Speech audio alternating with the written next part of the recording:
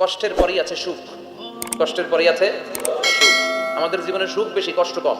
কয়দিন না খেয়েছিলাম, কয়দিন বিপদে পড়ছি, কয়দিন ডাকাইতে ধরছে, এক মাসের মধ্যে অসুস্থ থাকি কয়দিন আর সুস্থ থাকি কয়দিন, এটা হিসাব করে না। অসুস্থ যে ছিল খালি এটা খেয়াল রাখে, আছে না নাই?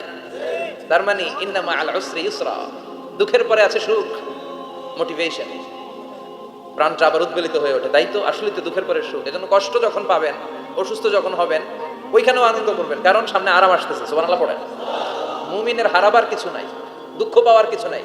মুমিন অসুস্থ হলে অসুস্থতার মাধ্যমে তার রোগের মাধ্যমে তার গুনাহ ঝরে যায়, সে আল্লাহর কাছে প্রিয় হয়ে ওঠে।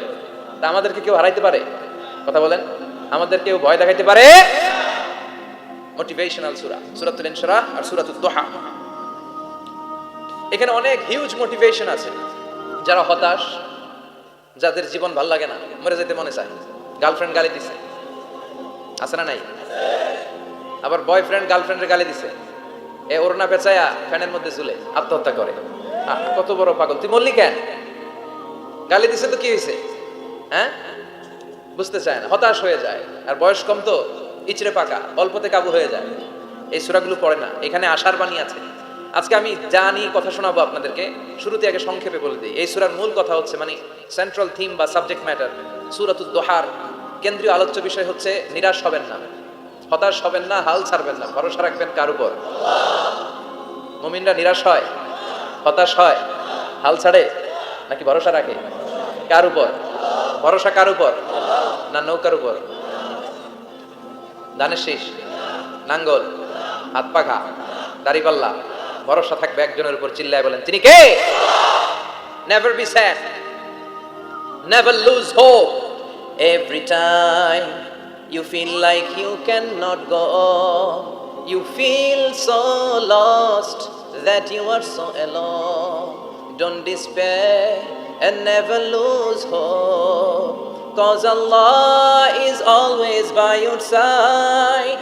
Insha'Allah, Insha'Allah, Insha'Allah, you'll find your way. Insha'Allah. কি সুন্দর নাশিদ, never lose hope, you will find you way. তুমি তোমার পথ খুঁজে পাবে। আমাদেরকে পথ দেখায় কে? আল্লাহ। এজন্য সূরাতুদ দুহার কেন্দ্রীয় আলোচ্য বিষয় হচ্ছে হতাশ হওয়া যাবে না, নিরাশ হওয়া যাবে না, হাল ছাড়া যাবে না, ভরসা রাখতে হবে একজনের উপরে। চিৎকার করে বলেন, তিনি কে? হতাশ যারা, ফ্রাস্ট্রেটেড আপসেট পিপল, তাদের জন্য, হতাশ ব্যক্তিদের জন্য এই সূরাটা একটা আলোকবর্তিকা, একটা আলোর মশাল। এই সূরাটা পড়লেই হতাশ ব্যক্তিরা মনে শান্তি পায়, আশা ফিরে পায়, দিক ফিরে পায়, ঠিক কিনা? এই সূরাটা নাজিল হওয়ার একটা ব্যাকগ্রাউন্ড আছে, শুনবেন। বিষ্ণু ঈসা ইসলামের কাছে যখন ওহী নাজিল হতে শুরু করলো, বিষ্ণু ঈসা ইসলাম ওহীর কথাগুলো পৌঁছে দিতে লাগলেন। যাই নাজিল হতো বিষ্ণুনবী পৌঁছে দিতেন, বিশ্বনবী সাহাবাদের কাছে শেয়ার করে দিতেন। যেটাই নাজিল হতো তিনি পৌঁছে দিতেন, যেটাই, কারণ আল্লাহর আদেশ, ইয়া আইয়ুহার রাসূল বাল্লিগ মা উনজিলা ইলাইক, ও নবী আপনার কাছে আমি ওহী থেকে যা নাজিল করি সব পৌঁছে দেন, একটাও গোপন করা যাবে। আল্লাহর কাছ থেকে বিশ্বনবী যে সমস্ত মেসেজ, ইনফরমেশন, তথ্য, রেভেলেশন ওহী পেয়েছে, একটাও কি বিশ্বনবী গোপন করেছে? সব প্রকাশ করে গিয়েছে, সব শেয়ার করে গিয়েছে। বিশ্বনবী শেয়ার করতে লাগলেন। সকালে যা নাজিল হয় শেয়ার করেন, দুপুরে নাজিল হয় শেয়ার করেন, রাতে নাজিল হয় শেয়ার করেন, শেয়ার করতে লাগলেন। কিন্তু কি অবাক করার কাণ্ড, হঠাৎ করে এই ওহী আসার ধারাবাহিকতা আল্লাহ বন্ধ করে দিলেন। ওহী আর আসে না, আকাশ থেকে নতুন তথ্য আর নামে না। ঘটনা কি? ওহী আসে না কেন? তথ্য আসে না কেন? জিব্রাইল আসে না কেন? কোন বর্ণনায় এসেছে 15 দিন, কোন বর্ণনায় 1 মাস, 3 মাস, এমনকি 6 মাস পর্যন্ত বর্ণনা পাওয়া যায় যে বিশ্বনবীর কাছে 6 মাস ওহী আসে নাই। বিশ্বনবী তো অবাক, ঘটনা কি? ওহী নামে না কেন? আর ওহী না আসলে তো বিশ্বনবী শেয়ার করতে পারে না। এতদিন যা আসতো বলে বেড়াতো, এখন আসেও না, বলতেও পারে না। কাফির মুশরিকরা বিশ্বনবীর গালি দিতে শুরু করলো, মুহাম্মদের রব মুহাম্মদের ভুলে গেছে, মুহাম্মদের আল্লাহ মুহাম্মদের ছেড়ে দিয়েছে। বিশ্বনবীর চাচি আবু লাহাবের স্ত্রী উম্মে জামিল বলতে শুরু করলো, কি মুহাম্মদ, তোমার শয়তানটা তোমার কাছে আসে না? না, শয়তান দ্বারা তিনি জিব্রাইলকে বুঝিয়েছেন যে তোমার জিব্রাইল তোমার কাছে আসে না। এভাবে সবাই গালমন্দ করতে শুরু করলো যে মুহাম্মদের আল্লাহ মুহাম্মদকে ভুলে গিয়েছে।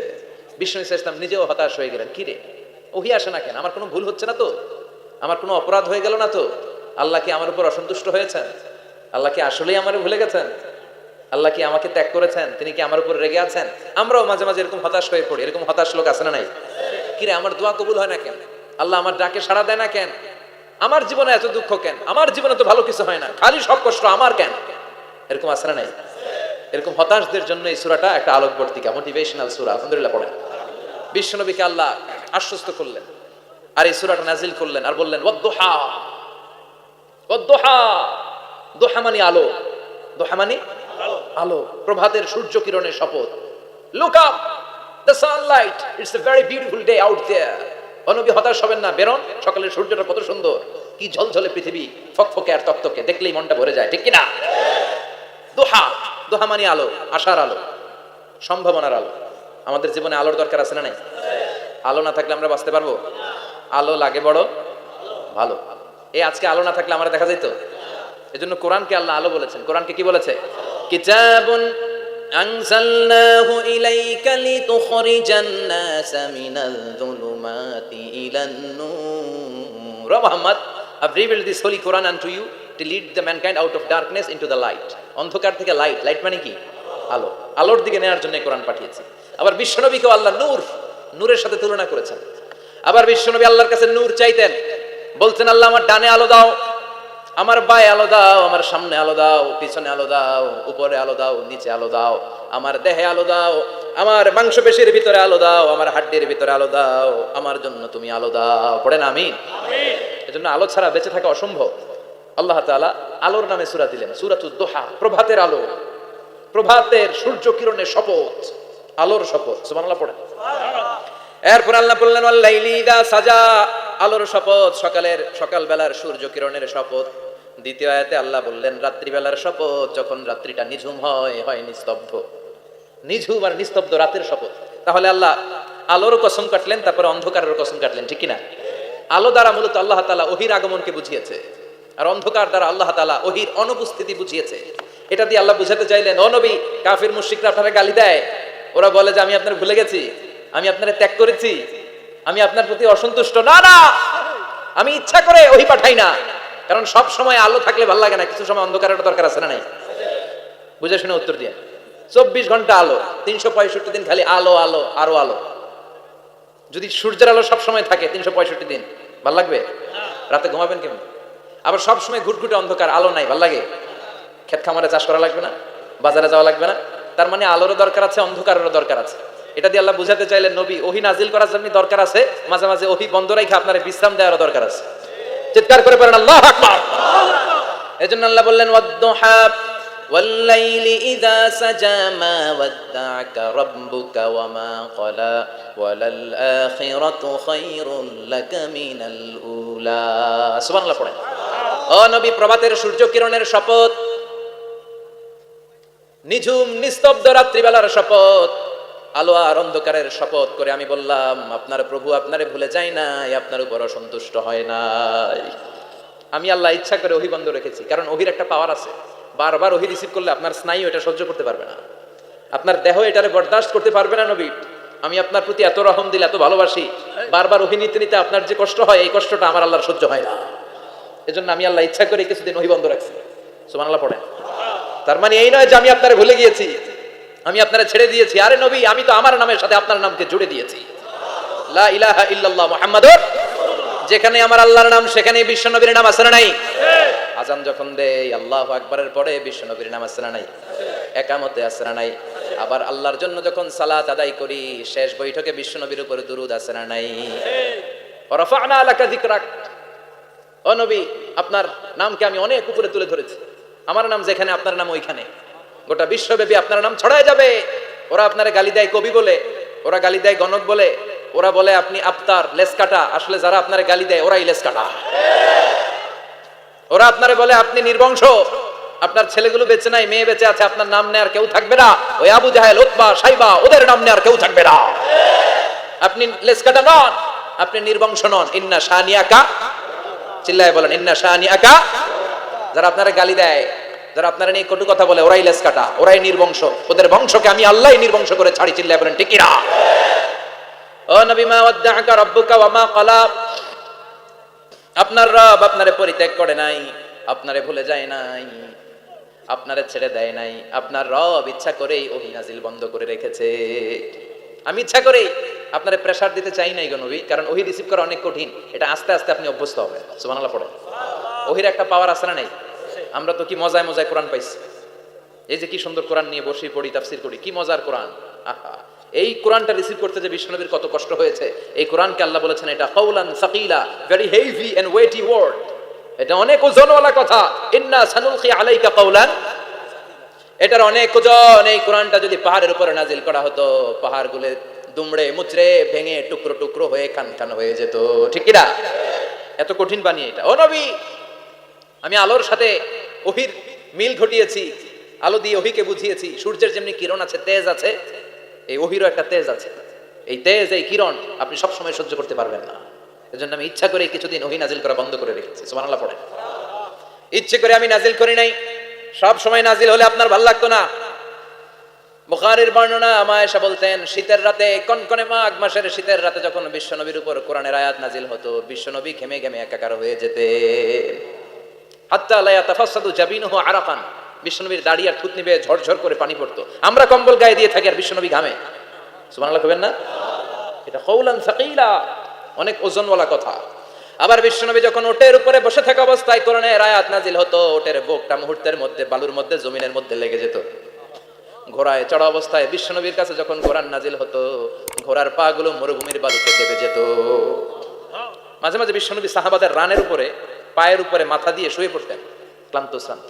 যায়েদ বিন হারেসা, বিশ্বনবীর পালক পুত্র, তার পায়ের উপরে মাথা রেখে বিশ্বনবী একবার কথা বলতে বলতে ঘুমিয়ে পড়লেন। ঘন্টাখানিক ঘুমালেন। যায়েদ বিন হারেসা বলে, আমার কাছে তেমন কোনো কষ্টই হচ্ছে না, বিশ্বনবীর মাথাটা খুব বেশি ওজন মনে হচ্ছে না। ঘন্টাখানিক পর বিশ্বনবীর চোখ খুললেন, আর খোলা মাত্রই ওনার উপর ওহী কোরআনের আয়াত নাজিল করতে শুরু করলো। কে? যায়েদ বিন হারেসা বলে, যখনই কোরআনের আয়াত নাজিল হতে শুরু করলো, আমার মনে হচ্ছে বিশ্বনবীর মাথাটা 50-60 কেজি ওজন বেড়ে গিয়েছে। বিশ্বনবীর মাথার ওজনে আমার পায়ের রান ফেটে যাবে, আমার পায়ের হাড্ডি ফেটে যাবে, আমার পাটা ভেঙে খান খান হয়ে যাবে মনে হচ্ছিল। তার মানে কোরআনের আয়াত যখন নাজিল হয়, বিশ্বনবীর উপর একটা প্রেসার আছে না নাই? এই জন্য আল্লাহ বললেন, নবী আমি আপনার ভুলে যাই নাই। কাফেররা যেমনি আপনার গালি দেয় যে আমি আপনার ভুলে গিয়েছি, আপনার উপর আমি অসন্তুষ্ট, নেভার, অসম্ভব। আমি আপনার উপর কখনো অসন্তুষ্ট নই, বরং আমি ইচ্ছা করি আপনার উপর থেকে প্রেসার কমিয়ে দেওয়ার জন্য কয়েকদিন ইচ্ছা করে আপনার ছুটিতে রাখছি। সুবহানাল্লাহ পড়েন, যাতে করে আবার এনার্জি গায়ে নেওয়ার পরে নতুন করে কোরআনের আয়াত রিসিভ করার জন্য আপনি সক্ষম হন। চিল্লায় পড়তে হবে আল্লাহু আকবার।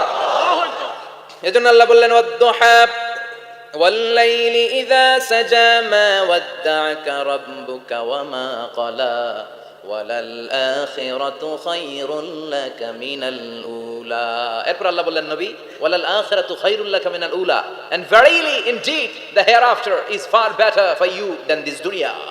এই দুনিয়ার চেয়ে আপনার জন্য আখিরাতটা অনেক দামি। খায়রুল লাকা মিনাল উলা, এই দুনিয়ার চেয়ে আখিরাতটা অনেক শ্রেষ্ঠ। এতে আল্লাহ বললেন দুনিয়ার চেয়ে আখিরাত শ্রেষ্ঠ, আর এক আয়াতে আল্লাহ বললেন দুনিয়ার চেয়ে আখিরাত হলো স্থায়ী, ঠিক কি না?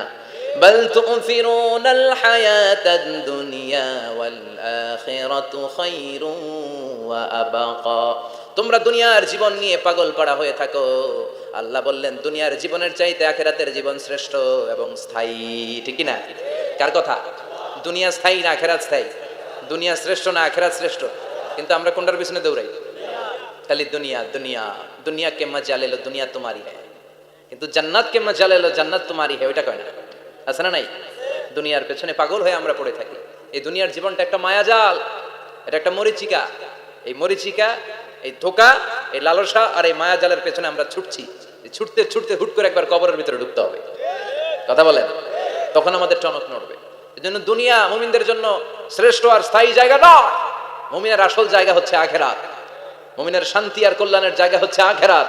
জান্নাত হচ্ছে মুমিনের শেষ ঠিকানা। চিৎকার করে বলেন ঠিক কিনা? সেটাই বিশ্বনবী বললেন, নবী কাফির মুশরিকদের কথা আপনি কান দিবেন না, ওদের কথায় হতাশ হবেন না, নিরাশ হবেন না, হাল ছাড়বেন না, ভরসা রাখবেন কার উপর? কারণ ওয়ালাল আখিরাতু খায়রুল লাকা মিনাল উলা, এই দুনিয়ার জীবন ক্ষণস্থায়ী জীবন, চিরকালীন জীবন হলো আখিরাত। নবীরে কিভাবে আশ্বাস দিতেছে দেখছেন, অ্যাসিউরেন্স করতেছে, কনফার্মেশন।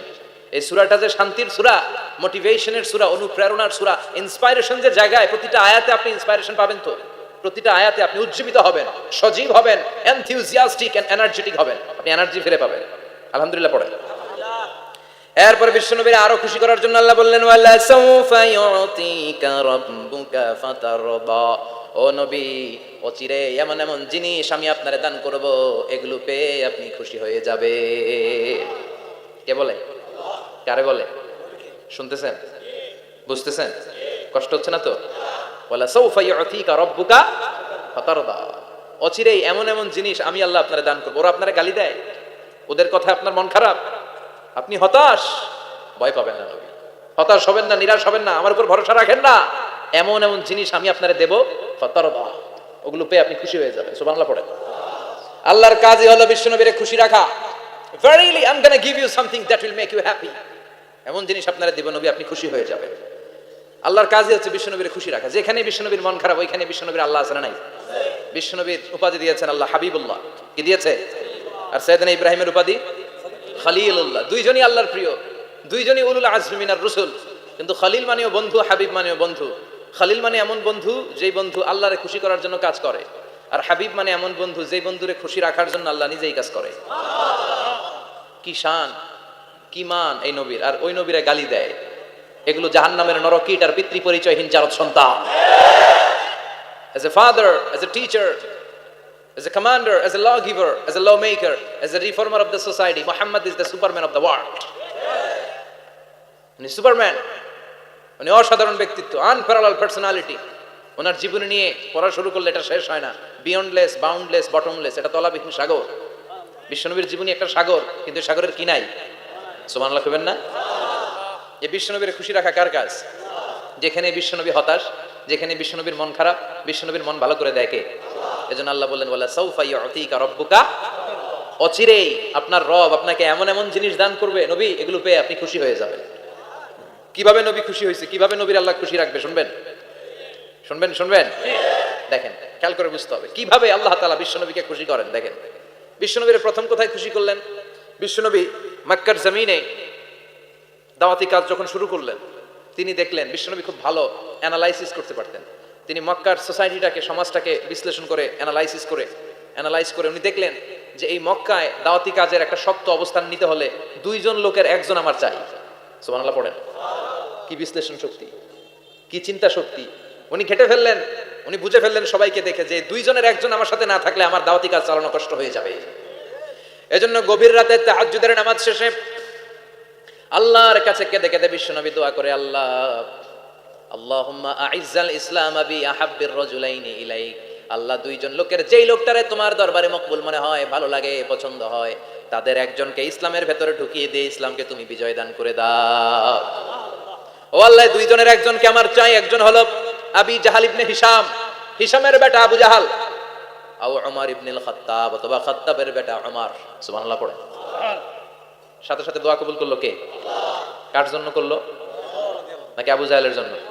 আবু জাহেলের চোখের সামনে পর্দা ছিল, ও পর্দা সরায় না। ওর অন্তরে পর্দা, ও পর্দা উঠে সত্যটা দেখতে চায় না। এজন্য ওর জন্য গোটা বিশ্ববাসীর আছে ঘৃণা। ও যেখানে মারা গেছে, ওর যেখানে জন্মস্থান, ওইখানে সৌদি সরকার ল্যাট্রিন বানায় থুইছে। ঘৃণার প্রতীক। ওইখানে তো অন্য কিছু বানাইতে পারতো, ল্যাট্রিন বানাইতে যাবে কেন? গোটা বিশ্বের মানুষ যায় যেন এটা ভরাই দিয়ে আসতে পারে। কথা বলেন। এই বেয়াদবটার জন্য আল্লাহ দোয়া কবুল করে নাই। ওমরে ফারুক রাগী ছিলেন, কিন্তু সত্য প্রকাশে, সত্য গ্রহণে আপোষহীন।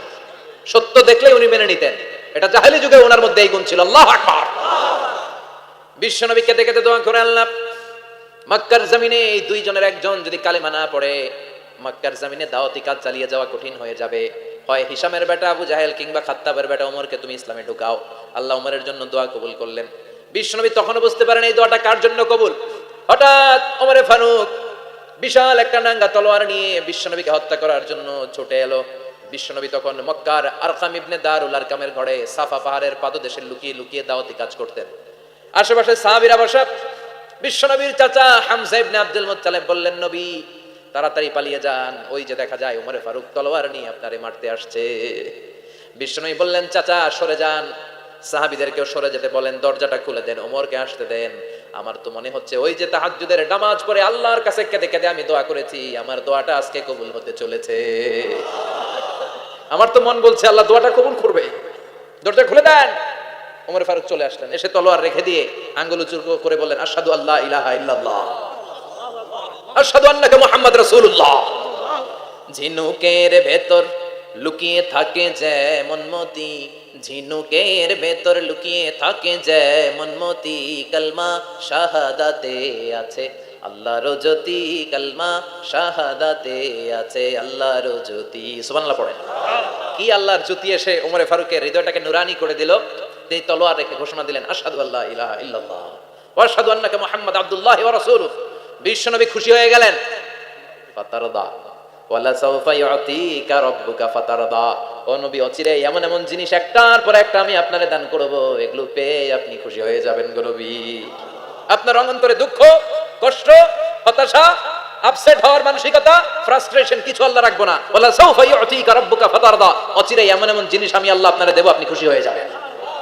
ওমরে ফারুকের ইসলাম ধর্ম গ্রহণ করানোর মাধ্যমে বিশ্বনবীর মনটারে খুশি করে দিল কে? আল্লাহ। ফাতারদা, বিশ্বনবী খুশি হয়ে গেলেন। পাইছেন আল্লাহ কিভাবে বিশ্বনবীর খুশি করে? সুবহানাল্লাহ পড়বেন না? এরপরে বিশ্বনবী মক্কা থেকে তায়েফে দাওয়াত দিতে গেলেন। কোথায়? তায়েফে। হজ উমরা যারা করেছেন 70 থেকে 75 80 কিলো দূরে পাহাড়ি পথ বেয়ে বেয়ে উঠতে হয়, 6-7 হাজার ফিট উপরে পাহাড়ের উপরে তায়েফের শহর, তায়েফ সিটি। ঠান্ডা, ওইখানে গেলে মনেই হবে না এটা সৌদি আরব। এখানে জ্যাকেট লাগে। কি লাগে? জ্যাকেট। বিশ্বনবী কষ্ট করে 80 কিলোমিটার পথ পাড়ি দিয়ে তায়েফের ছেলেদেরকে দাওয়াত দিতে গেলেন।